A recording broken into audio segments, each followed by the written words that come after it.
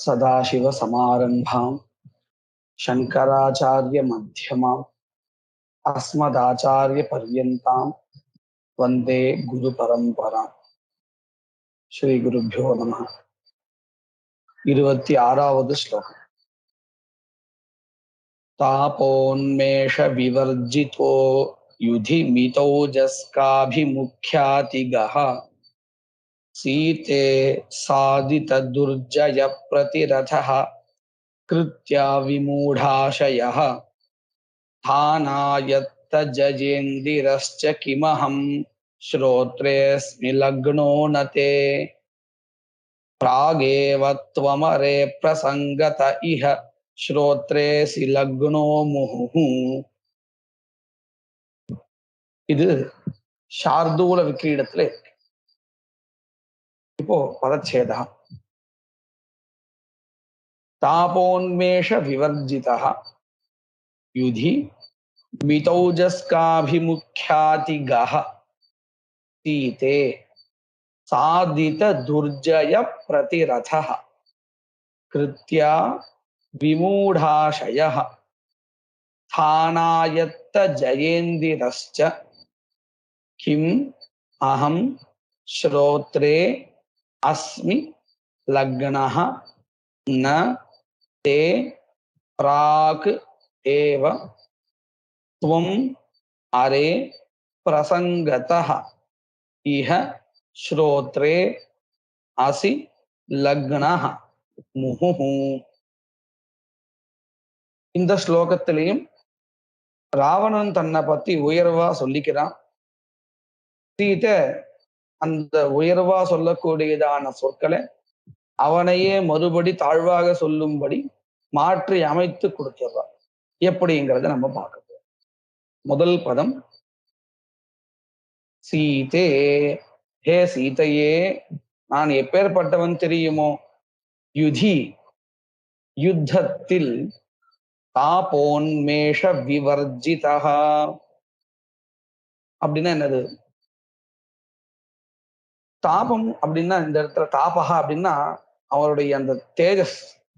ராவணன் யுத்தத்துல அந்த பராக்கிரமத்தோடு சண்டை போடுறான் இல்லையா, அந்த தாபகா இருக்கே, அதாவது ஒளி, அத உன்மேஷகன்னா உத்கமஹா வெளிப்படுத்துவதால் அவருடைய அந்த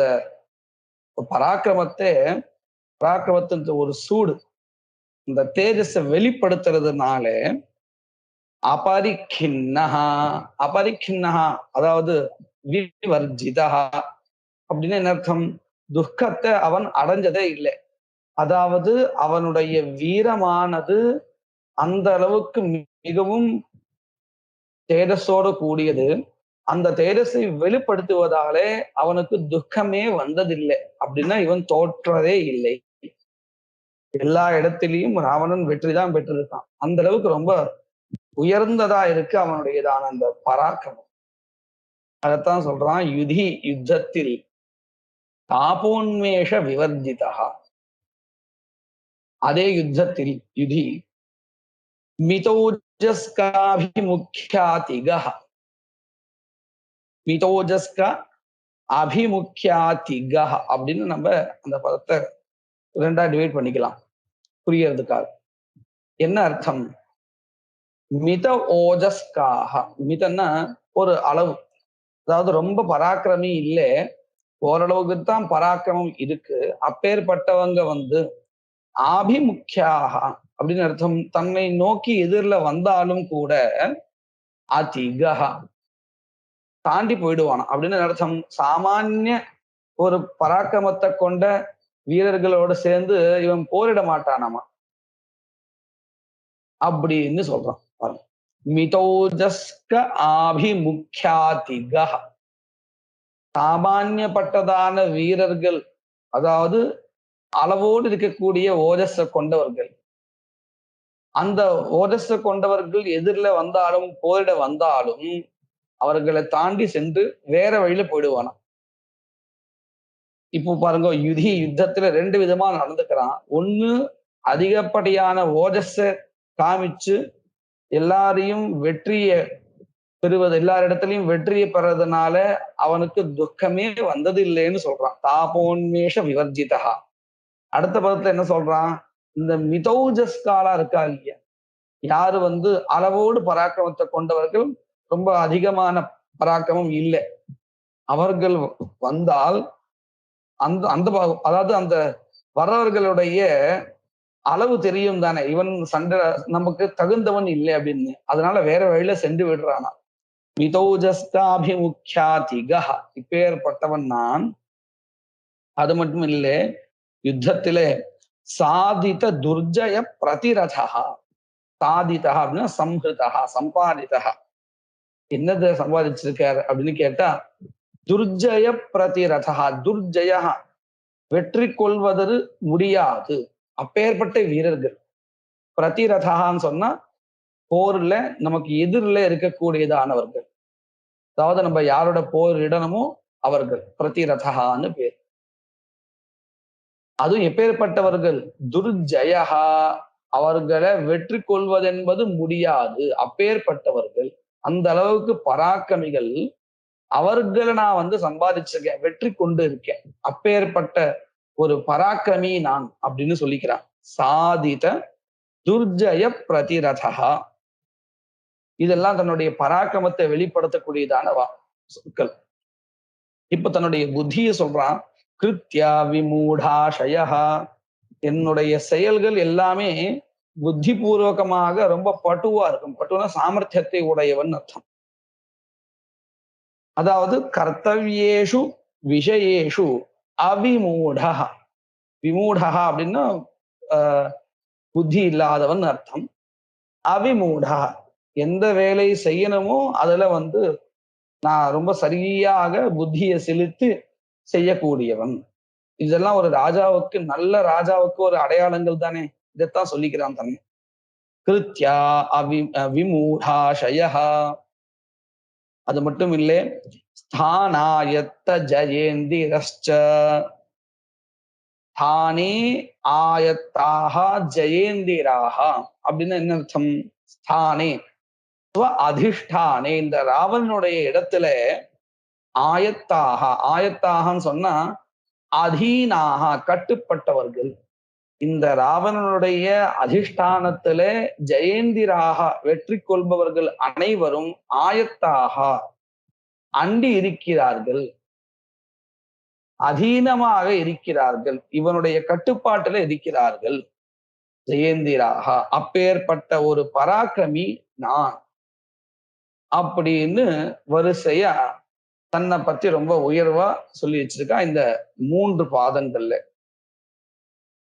ஸ்தானாயத்த ஜெயேந்திரஸ்ச, இப்பேற்பட்ட அகம் நான்.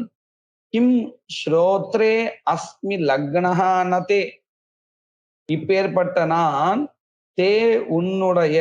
ஸ்ரோத்ரே, அதாவது ஸ்ரோத்ரேந்திரியத்தில், காதில். ந லக்னஹா அஸ்மி, விழவில்லையோ. இப்பேற்பட்ட பராக்கிரமியா இருக்கக்கூடிய நான் உன் காதில் விழவில்லையோ, நீ என்னை பத்தி கேட்கலையோ அப்படின்னு சொல்லியிருக்கா 3 பாதத்துல. அதுக்கு சீதை பதில் சொல்றான். பிராகேவது அரே பிரசங்கதா இஹ ஸ்ரோத்ரே அசி லக்னோ முஹு அப்படின்னு. என்ன அர்த்தம்? ஆமாம், உன்னை பத்தி நான் பிரசங்கமான ஏதோ ஒரு காரணமாக, இஹ என்னுடைய, என்னுடைய அப்படின்னு அர்த்தம். ஸ்ரோத்ரே காதில், லக்னஹா முஹு, நீ என் காதுல விழுந்திருக்க அடிக்கடி. பிரசங்காத்து, இந்த பிரசங்காத்து அப்படின்னு சொன்னா அந்த விஷயத்தை நேரடியா நாம கவனிக்கல, அந்த விஷயத்துக்காகன்னு போகல, ஏதோ ஒரு விஷயத்த பண்ணும் பொழுது இதையும் கேட்டிருக்கேன். நான் வேற ஏதோ விஷயத்துல இருக்கும் பொழுது உன்னை பற்றியதான விஷயங்கள் என் காதுல விழுந்திருக்கு. அதனால என்னுடைய ஸ்ரோத்ரே, காதில், முஹு லக்னஹாசி, அடிக்கடி நீ விழுந்திருக்க, அதாவது உன்னுடைய விஷயங்கள் என் காதில் விழுந்திருக்கு. பிரசங்கதா பிராகேவ, முன்னாடியே நான் இந்த விஷயங்கள்லாம் கேட்டிருக்கேன் அப்படின்னு சீதை சொல்றா. இதை பார்த்தா எப்படி தெரிகிறது? ராவணன் சொன்னது எல்லாமே சீதை ஒத்துக்கிறா அப்படின்னு நமக்கு மனசுல படுற மாதிரி தெரியறது இல்லையா? இல்லை. கூடார்த்தம் என்னது அப்படின்னு கேட்டா, அரே அரேங்கிறது ரொம்ப நீச்சமா இருக்கவால கூப்பிடக்கூடியது இல்லையா? அரே பிராகேவா நீ சொன்ன இந்த சொற்கள்லாம் இருக்கே உன்னை பத்தி உயர்வா சொன்ன சொற்கள் எல்லாம், அதாவது தாபோன்மேஷ விவர்ஜிதா இந்த மாதிரி எல்லாமே அந்த பதங்களோ அந்த பதங்களால சொல்லக்கூடிய அர்த்தமோ நான் எப்படி கேள்விப்பட்டிருக்கேன் தெரியுமோ? பிரசங்கதா அதாவது அப்படிங்கிற எழுத்தோட சேர்ந்து நான் கேள்விப்பட்டிருக்கேன் இல்லையா? அதாவது எப்படின்னு அர்த்தம்? தாபோன்மேஷ விவர்ஜிதா அப்படின்னு பதம் இருக்குன்னு சொன்னா பிராவோட சேர்ந்து பிரதாபோன்மேஷ விவர்ஜிதா இப்படி நான் கேள்விப்பட்டிருக்கேன். பிராகேவ பிராகேவ முன்னாடி கேள்விப்பட்டிருக்கேன். ஆனா எப்படி?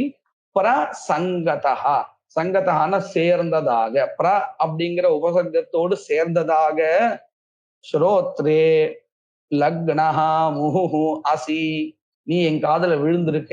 ஆனா என்கின்ற எழுத்தோட நீ சொன்ன சொற்களை சேர்த்தா என்ன பொருள் வருமோ அந்த மாதிரி நீ என் காதுல விழுந்திருக்க.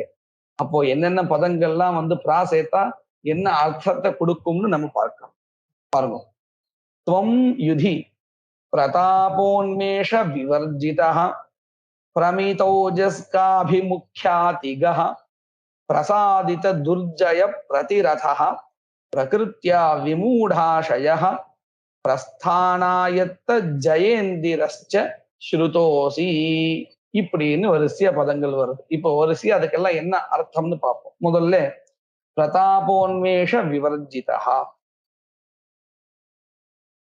பிரதாபஸ்ய அபிவியக்தியா விவர்ஜிதா அப்படின்னு என்ன அர்த்தம்? இந்த பிரதாபம் இருக்கவனுடைய அந்த பராக்கிரமம் அத வெளிக்காட்டினதே இல்லாதவனாக இருக்கிறாய் அப்படின்னு அர்த்தம். இவனுக்கு பிரதாபமே இல்லேன்னு அர்த்தம். பிரதாபத்தை வெளிக்காட்டாத இருந்திருக்கிறாய் அப்படின்னு சொன்னா என்ன அர்த்தம்? உனக்கு பிரதாபமே இல்லை. பிரதாபேன விவர்ஜிதா பராக்கிரமத்தால் இல்லாதவனாக இருக்கிறாய் அப்படின்னு என்ன அர்த்தம்? உனக்கு பிரதாபம் இல்லை. முதல் பதம். முன்னாடி என்ன அர்த்தத்துல சொன்னா, என்னுடைய பிரதாபத்தினால எனக்கு துக்கமே கிடைச்சது இல்லை, எல்லா இடத்திலையும் வெற்றிதான் கிட்டி இருக்கு அப்படின்னு சொன்னா இல்லையா? இப்போ உனக்கு பிரதாபமே இல்லைங்கிற அர்த்தத்தை கொடுக்கும்படியான ஒரு பதத்தை தயார் பண்ணி கொடுத்துட்டார். அடுத்தது முன்னாடி என்ன சொன்னா? மிதௌஜஸ்காபிமுக்யாதிகா அப்படின்னு சொன்னா, அதாவது இந்த அளவாக ரொம்ப பராக்கிரமியா இல்லாத சாமானிய வீரர்கள் வந்தா நான் அந்த பக்கம் தள்ளி போயிடுறேன். ஏன்னா எனக்கு என்னோட சேர்ந்து போட்டி போற அளவுக்கு அவங்களுக்கு யோகியத்தை கிடையாது அப்படின்னு சொன்னா இல்லையா? இப்ப என்ன அர்த்தம்? பிரமித ஔஜஸ்காபிமுக்யாதிகா பிரமித பிரகிருஷ்டேன அதாவது ரொம்ப அதிகமான பராக்கிரமி யாராவது வந்தான்னா நான் அந்த பக்கம் தள்ளி போயிடுறேன். ஏன்னா எனக்கு பயம், எங்க என்ன கொன்னுடுவாளோன்னு பயம். பெரிய பெரிய பராக்கிரமி சாமானியப்பட்ட வீரர்கள் வந்தா சண்டை போடுவேன். ஏன்னா அவங்களுக்கு சாமானியப்பட்டவ தானே, அவங்களோட சண்டை போடுவேன். ஆனா பிரமித ஓஜஸ்காலா இருந்தால், ரொம்ப பராக்கிரமத்தோடு கூடிய வீரர்கள் வந்தால் அந்த பக்கம் நான் ஓடி போயிடுவேன். அதிகாக தாண்டி சென்று விடுவேன். ஏன்? என்னை கொன்னுடுவாளோன்னு ஒரு பயம். எனக்கு அந்த அளவுக்கு பராக்கிரமம் இல்லை அப்படின்னு தன்னை ஒரு கோழைன்னு சொல்ற மாதிரி அர்த்தம் வருது. அடுத்தது பிரசாதித்த துர்ஜய பிரதிரதா. முன்னாடி என்ன சொன்னா? சாதித்த துர்ஜய பிரதிரதா, அதாவது ஜெயிக்கிறதுக்கு முடியாத அளவுக்கு இருக்கக்கூடியதான பெரிய பெரிய வீரர்கள் எல்லாம் நான் சண்டையிட்டு வெற்றி பெற்றிருக்கேன்னு சொன்னான். இப்ப என்ன அர்த்தம்னா, பிரசாதிதா அவங்கள நான் தாஜா பண்றேன். யாரெல்லாம் ஜெயிக்க முடியாத வீரர்களா இருக்காளோ, ரொம்ப பராக்கிரமியா இருக்காளோ அவங்கள நமஸ்காரம் பண்றது, அவங்களுக்கு அடிமை போல இருந்துட்டு அவங்களுக்கு சந்தோஷத்தை ஏற்பட பிரசாதகான்னா இந்த இடத்துல ஒரு சந்தோஷத்தை ஏற்படுத்துறேன். ஏன்னா சண்டை போட முடியாது. அப்ப நாம என்ன பண்ணணும்? சரண்டர் ஆகிறதுதான் வழி. அதனால என்ன பண்றேன்? நமஸ்காரம் பண்றதோ இந்த மாதிரியான பல சேஷ்டைகளை செஞ்சு அவர்களுக்கு திருப்தி வரும்படி செஞ்சு என்ன நான் காப்பாத்திக்கிறேன். இதெல்லாம் ஒரு ராஜாவுக்கு உண்டான அடையாளங்களா? கண்டிப்பா இல்ல. ராஜா இப்படி இருக்க கூடாது. இப்படி இருக்கிறதாக சீதை இந்த மாதிரிதான் நான் உன்னை கேள்விப்பட்டிருக்கேன் அப்படின்னு சொல்றான் மேலே. கிருத்யா விமூடாஷய அப்படின்னு சொன்னான். செய்ய வேண்டிய காரியங்களை அப்படியே ரொம்ப சாமர்த்தியத்தோடு செய்யறவன். இப்ப என்ன அர்த்தம் வருதுன்னு கேட்டா, பிரகிருத்தியா விமூடாசய, இயற்கையாகவே எனக்கு புத்தி கிடையாது, புத்தி இல்லாதவன். பிரகிருத்தியா விமூடாசய. அடுத்தது அடுத்தது பிரஸ்தானாயத்த ஜெயேந்திரஸ்ச அப்படின்னா என்னது? இந்த வெற்றி மகள், அதாவது முன்னாடி ஸ்தானாயத்த ஜெயந்திராக அப்படின்னு சொல்லும் பொழுது இவனுடைய இந்த ராவணனுடைய அதிஷ்டானத்துல அதீனமாக இருந்தார்கள் வெற்றியாளர்கள் அப்படின்னு சொன்னா இல்லையா? இப்போ அந்த வெற்றி தேவதை இருக்கே, வெற்றி மகள், அந்த தேவதை பிரஸ்தானாத்து, அதாவது இவன் பிரஸ்தானி அப்படின்னு வச்சுக்கணும். பிரஸ்தானி, பிரஸ்தானம்னு என்னது? கமனம். இவனிடம் இந்த வெற்றி தேவதையானவள் இவனை விட்டு போறதுக்காக, கிளம்புறதுக்காக தயாரா இருக்கலாம்.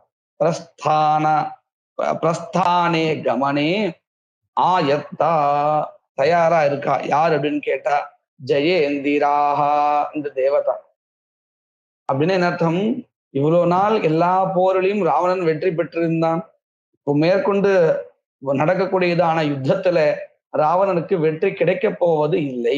ஏன்னா இப்போ இவனிடம் யாரு நகர்ந்து போறா? அந்த வெற்றி தேவதை தயாரா இருக்க போறதுக்கு. இப்படியாக இந்த ராவணன் எந்த சொற்கள் எல்லாம் சொன்னானோ தன்னை பத்தி வசத்தியா, அதை எல்லாத்தையும் அப்படிங்கிற ஒரு எழுத்தை கொடுத்து, அதிகப்படியா கொடுத்து, அதை சேர்த்து பதங்களை பார்த்தா என்ன சொற்கள் வருமோ அந்த சொற்களுக்கு என்ன ஒரு பொருளோ அந்த பொருள் தான் நான் கேள்விப்பட்டிருக்கிறேன் அப்படின்னு சீத்தை ரொம்ப சமத்காரமா சொல்லியிருக்கா. இந்த இடத்துல தத்தாட்சரம் அப்படின்றது, அதாவது ஒரு எழுத்தை கொடுத்து, அதிகப்படியா கொடுத்து, இதை சேர்த்து படித்தால் உனக்கு இப்படியான ஒரு அர்த்தம் கிடைக்கும் அப்படின்னு சொல்றோம் இல்லையா? இதுதான் தத்தாட்சரம்னு பேர். அடுத்தது 27வது ஸ்லோகம். சதாயத்தம் சத்யா விகலமபி மாம் வித்யவனிஜே துதேத்யேவ கிராஹ்யாத்வதனுநயனோக்திர்மம கிம் சுகாதிக்யம் ராமாதபி மயி விமூடா அபி விதந்தி அசம்பத்தம் மே ந ஸ்ருதி மதமதேப்யேதி வச்சனம். இந்த ஸ்லோகம் சிகரணி விருத்தத்துல இருக்கு. பதச்சேதः சதாயத்தம் சத்ய அவிகலம் அபி மாம் வித்தி அவனிஜே சுதா இதி ஏவ கிராஹ்யா தவதனுநயனோக்திஹி மம ந கிம் சுகாதிக்யம் ராமாத் அபி மயி விமூடாஹ அபி விதந்தி அசம்பத்தம் மே ந ஸ்ருதிம் அதம தே அப்யேதி வச்சனம். இந்த ஸ்லோகத்திலையும் ராவணன் தன்னை பத்தி உயர்வா சொல்லிக்கிறான். அந்த சொற்களையே உபயோகித்து சீதை அவனுடைய இகழ்வு எப்படி வருமோ அப்படி பண்றான். முதல் பதம் அவனிஜே. அவனிஜா, அவனிஜான்னா பூமி புத்திரி. ஹே சீதையே, நான் யார் தெரியுமோ? சதா, நான் எப்பேற்பட்ட என்னை நீ அறிவாயா இல்லையா? இப்பேற்பட்ட எண்ணெய் அப்படின்னு எப்பேற்பட்ட எண்ணெய் வரிசையா சொல்ல போறான். இப்பேற்பட்டதான மாம் என்னை தொம் ந ஜானாசி, நீ அறிவதில்லையோ அப்படின்னு கேட்க போறான். எப்பேற்பட்ட எண்ணெய் அப்படிங்கிறது வரிசையா ஒவ்வொரு பதத்துக்கும் சொல்ல போறான். சதாயத்தம், நான் யாரு தெரியுமோ? சதாம் ஆயத்தா அப்படின்னு அர்த்தம். நல்லவர்களுக்கு அதீனமா இருக்கிறவன், அவர்களுடைய கீழ்ப்படிந்தவனாக இருப்பவன் அப்படின்னு என்ன அர்த்தம்? வினயத்தை கொண்டவன். நான் அப்பேற்பட்ட ரொம்ப நல்லவன். இவ்வளவு நேரம் பராக்கிரமத்தை பத்தி சொல்லிட்டே இருந்தான், தன்னுடைய பராக்கிரமத்தை. ஆனா அது வேலைக்கு ஆகல. அதனால இப்போ குணங்களை, நல்ல குணங்கள் கொண்டவனாக தன்னை காமிச்சுக்கிறான். சதாயத்தம், அது மட்டும் இல்லை, சத்ய அவிகலம். சதாயத்தம், நல்லவர்களுக்கு பணிந்ததான என்னை நீ அறிவதில்லையோன்னு வரப்போறது. கேட்டதில்லையோ, அறிவதில்லையோ அப்படின்னு. அதே மாதிரி சத்ய அவிகலம், இந்த உண்மையிலிருந்து சற்றும் விலகாதவன். விகலஹா அப்படின்னா குறைபாடு, அவிகலஹான்னா குறைபாடற்றவன் அப்படின்னு அர்த்தம். உண்மையில் குறைபாடு அற்றவன், அதாவது மனசால எதை நினைக்கிறேனோ, வாயால எதை சொல்றேனோ அதையே செயலால செய்பவன். அப்படின்னு என்ன அர்த்தம்? 3 ஒண்ணா இருக்கு. நல்லவர்களுக்கு தானே இந்த 3 ஒண்ணா இருக்கும். அப்பேற்பட்ட என்னை, மாம் என்னை வித்தி அறிவாயாக, தெரிந்து கொள் என்னை பற்றி. ஹே அவனிஜே சதாயத்தம் சத்ய அவிகலம் அபி மாம் வித்தி, நீ தெரிந்து கொள்வாயாக. அது மட்டும் இல்லை, மமா என்னுடைய உக்திகி, இந்த சொற்கள் எல்லாம் இருக்கேன், இவ்வளவு நேரமா நான் பேசிட்டு இருக்கேன் இல்லையா, அது எதுக்காக? துவத அனுநயனத்துக்காக. அனுநயனம்னு என்ன தெரியுமோ? ஒருத்தரை நம் பால் ஈர்த்து கொள்வதற்காக ரொம்ப சாட்டு வச்சனங்கள், அழகா அவங்களுக்கு பிடிக்கிற மாதிரி சில வச்சனங்கள்லாம் சொல்லுவோம் இல்லையா, இதுதான் சாட்டு வச்சனங்கள்னு பேர். அவர்களை எப்படியாவது கவரணுங்கிற எண்ணத்தோட அவர்களை நம்ம பக்கம் இழுத்துக்கணுங்கிறதுக்காக சொல்லக்கூடியது அனுநயனம்னு பேர். இப்படி இருக்கக்கூடியதான வச்சனங்கள் இருக்கே, உன்னை திருப்திப்படுத்துறதுக்காக, சந்தோஷப்படுத்துறதுக்காக, என் பால் ஈர்ப்பதற்காக சொல்லப்பட்டதான இந்த வச்சனங்கள் எல்லாம் இருக்கே, இது சுதா இத்யேவ கிராஹ்யா பரம தவதனு நயனோக்திஹி, உன்னை கவருவதற்காக சொல்லக்கூடியதான உக்திஹி, இந்த வாக்கியங்கள் எல்லாமே, மம என்னுடைய இந்த வாக்கியங்கள் எல்லாமே சுதா இத்யேவ கிராஹ்யா நகிம், அமிர்தம் போன்ற வச்சனங்களால எடுத்துக்கொள்ள வேண்டியதல்லவா அப்படின்னு சீதையை பார்த்து கேட்கிறான். சுதா இத்யேவ கிராஹ்யா நகிம்,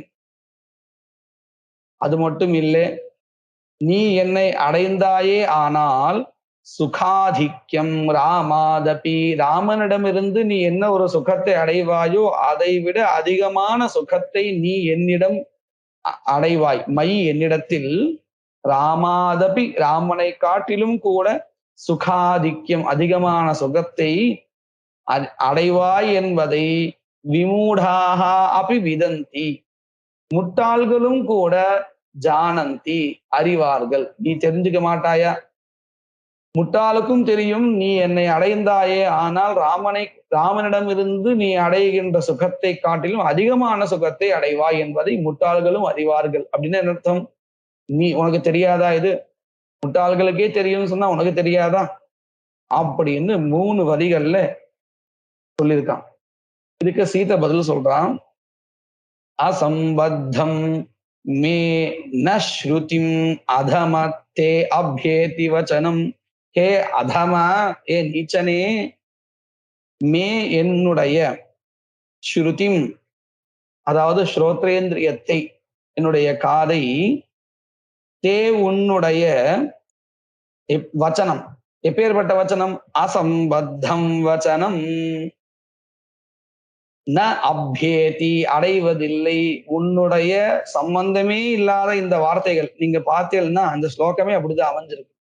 முதல் பாதத்துல தன்னை பத்தி, தன்னுடைய குணங்களை பத்தி ரொம்ப உயர்வா சொன்னா, அடுத்தது நான் உன்கிட்ட பேசக்கூடிய பேச்சு அமிர்தத்தை போன்றது அல்லவா அப்படின்னு சொன்னா, அடுத்தது ராமனை காட்டிலும் அதிகமான சுகத்தை அடையலாம் அப்படின்னு ஒவ்வொன்றுத்துக்கு ஒண்ணு சம்பந்தம் இல்லாதபடி இருக்கு இல்லையா? இந்த ஸ்லோகமே அப்படி அமைச்சிருப்பார்.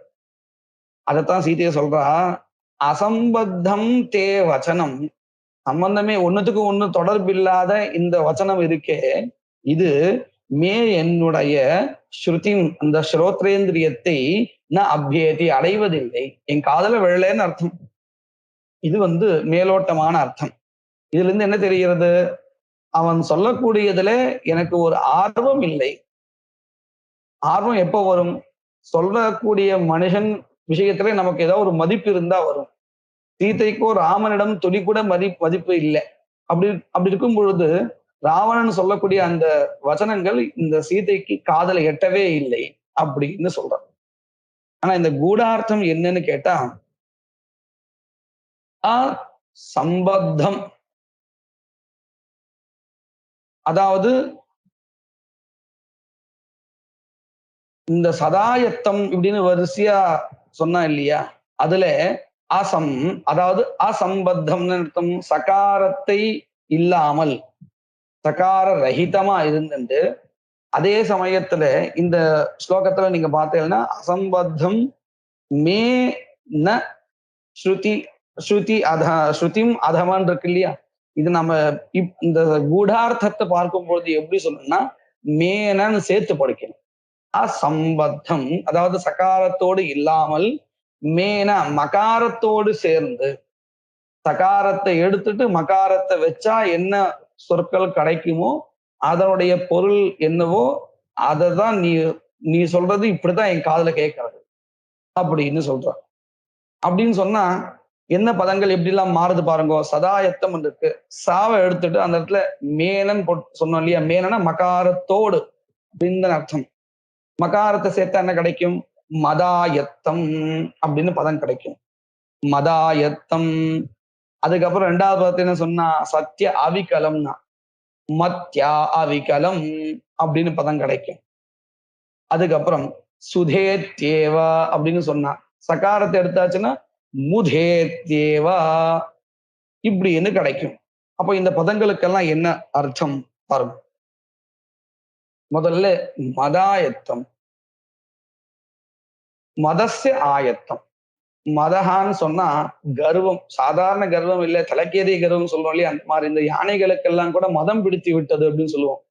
கர்வம், அடக்க முடியாத கர்வம், அதற்கு கட்டுப்பட்டவனாக இருக்கேன் அப்படின்னு அர்த்தம். ரொம்ப கர்வியா இருக்கேன். அதுவும் ஆயத்தம்னா அதீனம், இவனுக்கு சுயமா ஒரு புத்தி வேலையே செய்யல, அந்த அளவுக்கு கர்வத்துக்கு அடிபணிந்தவனாக இருக்கிறேன் அப்படின்னு தன்னைத்தானே சொல்லிக்கிறான். மதாயத்தம். அப்புறம் இந்த சத்திய அவிகலம், சத்தியாவிகலம், அந்த இடத்துல மத்தியாவிகலம் அப்படின்னு அர்த்தம். புத்தியிலே நான் குறைபாடு உடையவனாக இருக்கேன். ஏன்னா பாருங்க, புத்தி இருக்கவன் யாரும் கர்வத்துக்கு அடிய மாட்டான். இப்பதான் சொன்னா மதாயத்தம்னு வந்தது. மதத்துக்கு கட்டுப்பட்டவனா யார் இருப்பான்னு கேட்டா புத்தி இல்லாதவன் தானே. அதுதான் அடுத்த பதத்தை சொல்றா, மத்தியாவிகலம், புத்தியினால நான் குறை உடையவனா இருக்கிறேன். அது மட்டும் இல்லே, இவ்வளோ நேரம் நான் நிறைய சொற்கள்லாம் சொல்லிட்டு இருக்கேனே, இதெல்லாம் சுதேத்தியவ கிராஹியான்னு சொன்னான். அமிர்தம் போல எடுத்துக்கணுமா இல்லையா நீ அப்படின்னு சொன்னாலே அந்த சகாரத்தை எடுத்து மகாரத்தை வச்சா முதே தேவா. முதான வேஸ்ட்னு அர்த்தம், எதுக்கும் பிரயோஜனம் இல்லாத வாக்கியங்கள். இவ்வளவு நேரம் நான் உனக்கு அனுநயத்துக்காக சொல்லிட்டு இருக்கேனே, இந்த சொற்கள் எல்லாம் விருதா, வேஸ்ட், பிரயோஜனமற்றதுன்னு நீ எடுத்துக்க கூடாதோ அப்படின்னு கேட்கிறான். வஸ்துதா அப்படித்தான். ஏன்னா சீதையை கவரதுக்காக கவரணும் அப்படிங்கிற எண்ணத்தோட பல சொற்களை சொல்றான். ஆனா எந்த சொற்களும் சீதையை கவரும்படியா இல்லை அப்படின்னு அர்த்தம். சீதை இவருடைய வாக்கியங்களுக்கு கொஞ்சம் கூட மதிப்பு கொடுக்கல. அப்போ இந்த வாக்கியங்கள்லாம் முதா வியர்த்தம், முதேத்யேவ கிராஹ்யா, என்னுடைய சொற்கள் அனைத்தும் முதேத்யேவ கிராஹ்யா, பிரயோஜனமற்றவைகளாக நீ அறிவாயாக. அடுத்தது ராமாதபி சுகாதிக்யம்னு சொன்னான். அந்த இடத்த சகாரத்தை எடுத்துட்டு மகாரத்தை வச்சா என்ன ஆயிடும், ராமாதபி முகாதிக்யம். சொல்லும்போது என்ன சொன்னா, ராமனை காட்டிலும் என்னிடம் நீ என்னை நீ அடைந்தால் ராமனை காட்டிலும் உனக்கு அதிகமான சுகம் கிடைக்கும் அப்படிங்கிறது முட்டாள்களும் அறிவார்கள் அப்படின்னு சொன்னான் இல்லையா. இப்போ என்ன அர்த்தம் வருது, ராமாதபி முகாதிக்யம் மயி, ராமனை காட்டிலும் அதிகமான முகங்களை கொண்டவன் அப்படிங்கிறது விமூடாக அப்படி ஜானந்தி அப்படின்னு என்ன அர்த்தம், ராமனுக்கு ஒரு தலை, இந்த ராவணனுக்கு 10 தலை அப்படிங்கிறது முட்டாளுக்கும் தெரியும். இந்த 10 தலைங்கிறது விகாரமா இருக்கா இல்லையா, ஒரு மனுஷால் மாறியா இருக்கா, பார்த்தால் பயங்கரமா இல்ல இருக்கு.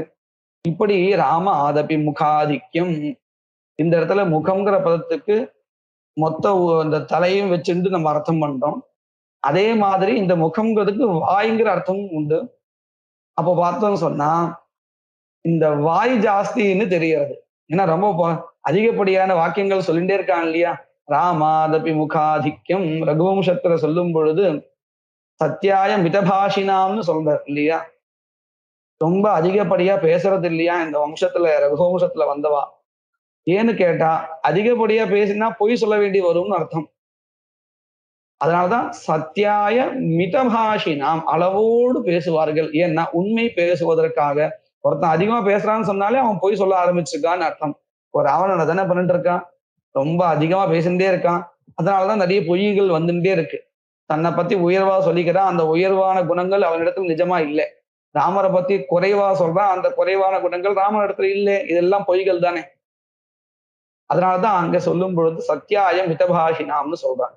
இப்போ இந்த இடத்துலயும் வாய் ஜாஸ்தின்னு சொன்னா என்ன அர்த்தம்? ஒரே பொய்களா வந்து விழுந்துட்டு இருக்கு. முகாதிக்யம் ராமாதபி, ராமனுக்கு ரகுவம்சத்துல வந்த வாழ்க்கை யாருக்குமே இந்த பொய் சொல்ல பழக்கம் இல்லைங்கிறது நமக்கு தெரியறது. எல்லா கவிகளும் அப்படி சொல்லி கொண்டாடுறா இல்லையா? இப்படி இந்த ராவணன் சொன்ன அந்த பதங்களையே மாற்றி அமைத்து அவனை பத்தி இகழ்வா வரக்கூடியதான அர்த்தத்தை சீதை ரொம்ப சாமர்த்தியமா சொல்லியிருக்கா. மதாயத்தம் மத்யா விகலம் முதா முதா இத்தியேவ கிராஹ்யா, அதே மாதிரி முகாதிக்யம் இப்படின்னு 4 பதங்களையும் மாத்தி ரொம்ப அழகா சமத்காரமா சீதை சொல்லியிருக்கா. வரக்கூடிய ஸ்லோகங்களை மேலும் காலத்துல பார்க்கலாம்.